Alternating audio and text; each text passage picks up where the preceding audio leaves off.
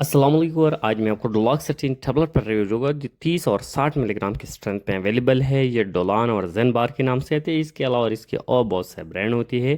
یہ medicine mental ڈس order جیسے tension, anxiety اور ڈپریشن کو ختم کرنے کے لیے دیا جاتا ہے۔ بعض حالات فائبرومیلجیا میں بھی اس کا استعمال کر سکتے ہیں، لیکن اسپیشلی یہ میڈیسن اینٹی ڈپریسنٹ میڈیسن ہے جو ٹینشن، انزائٹی اور ڈپریشن کو ٹھیک کرنے کے لیے دیا جاتا ہے۔ یہ دماغ میں دو کیمیکل میسنجر یعنی سیروٹونین اور نان ایفینفرین کی لیول کو بڑھا دیتی ہے۔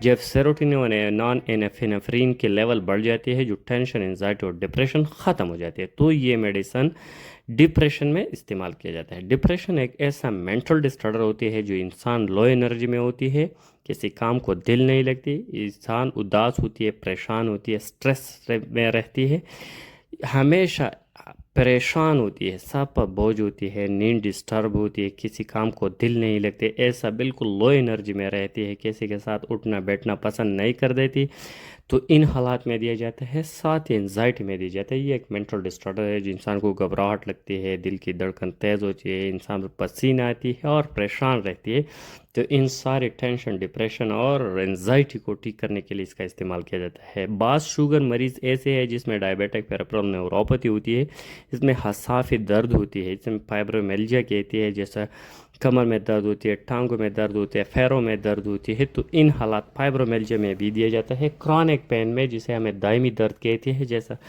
بہت زمانے سے آپ کی کمر میں درد ہوتی ہے، پٹوں میں درد ہوتی ہے، بعض حالات میں بھی اس کا استعمال کر سکتے ہیں۔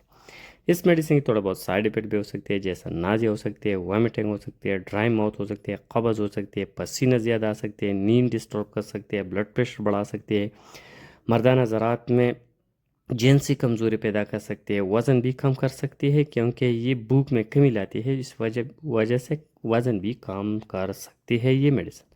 اگر اس کی پریکاشن کو دیکھا جائے تو لیور کی ڈیزیز میں اس کا استعمال نہیں کرنا چاہیے، پریگنینسی اور لیکٹیشن میں بھی استعمال نہیں کرنا چاہیے، اگر ضرورت ہے تو ڈاکٹر سے مشورہ کریں۔ اگر اس کی ڈوز کو دیکھا جائے تو ایک ٹیبلٹ روزانہ استعمال کرنا ہوگا۔